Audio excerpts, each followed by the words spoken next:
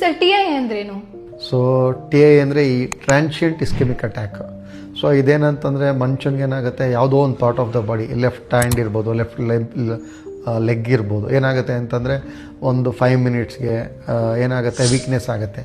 ತದನಂತರ ಅದಷ್ಟು ಕದೇನೆ ರಿಕವರಿ ಆಗಿಬಿಡುತ್ತೆ. ಸೊ ಯೂಶ್ವಲಿ ಯಾವ ಥರ ಇದರಲ್ಲಿ ನೋಡ್ತೀವಿ, ಈ ಥ್ರೋಂಬೋಟಿಕ್ ಏನು ಹಾರ್ಟಿಂದ ಬ್ಲಡ್ ಕ್ಲಾಟ್ ಆಗಿ ಏನೋ ಬ್ರೈನ್ಗೆ ಹೋದಾಗ ಸೊ ಅದು ಫಾಸ್ಟಾಗಿ ಒಂದೊಂದ್ಸರಿ ಕರಗಿ ರಿಕವರಿ ಆಗೋ ಚಾನ್ಸಸ್ ಭಾಳ ಇರುತ್ತೆ. So that is called as transient ischemic stroke. So ಈ ಥರ ಆದಾಗ ನಾವೇನು ಮಾಡಬೇಕು ಅಂತಂದರೆ ಡಾಕ್ಟರ್ಸ್ನ ಅಪ್ರೋಚ್ ಮಾಡಬೇಕಾಗತ್ತೆ, ಕ್ಲಿನಿಕಲಿ ನ್ಯೂರಾಲಜಿಕಲಿ ಎಕ್ಸಾಮಿನೇಷನ್ ಮಾಡಿಸ್ಕೋಬೇಕಾಗತ್ತೆ. ವೀಕ್ನೆಸ್ ಇದೆ ಅಥವಾ ಇಲ್ಲದೆ ಹೋಗಲಿ ಒಂದು MRI ಬ್ರೈನ್ನ ಮಾಡ್ಕೋಬೇಕಾಗ್ತದೆ. Scan first CT scan, bleed ಏನಾರು ಇದೆಯಾ ನೋಡ್ಕೋಬೇಕು. ಎರಡನೇದು MRI ಸ್ಕ್ಯಾನ್ ಮಾಡ್ಕೋಬೇಕಾಗುತ್ತೆ.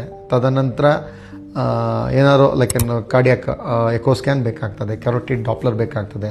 ಈ ಕೆರೋಟಿಡ್ ಆರ್ಟಿಸಲ್ಲಿ ಕೂಡ ಬ್ಲಡ್ ಕ್ಲಾಟ್ ಇದ್ದಾಗ ಅದೇನೋ ಬ್ರೈನ್ಗೆ ಹೋದಾಗ ಸ್ಮಾಲ್ ಕ್ಲಾಟ್ಸ್ ಹೋದಾಗ ಸೊ ಸ್ಟ್ರೋಕ್ ಆಗೋ ಚಾನ್ಸಸ್ ಇರುತ್ತೆ. ಸೊ ಅದನ್ನು ಮಾಡಿಕೊಂಡು ಅಕಸ್ಮಾತ್ ಇಲ್ಲೇನೋ ಜಾಸ್ತಿ ಕ್ಲಾಟ್ಸ್ ಇತ್ತು ಅಂತಂದರೆ ಸೊ ನಾವು ಅವಾಗ ಇಂಟರ್ವೆನ್ಷನಲ್ ರೇಡಿಯಾಲಜಿಸ್ಟ್ನ ಭೇಟಿ ಮಾಡಿ ಅದಕ್ಕೆ ಟ್ರೀಟ್ಮೆಂಟ್ನ ತೊಗೋಬೇಕಾಗ್ತದೆ.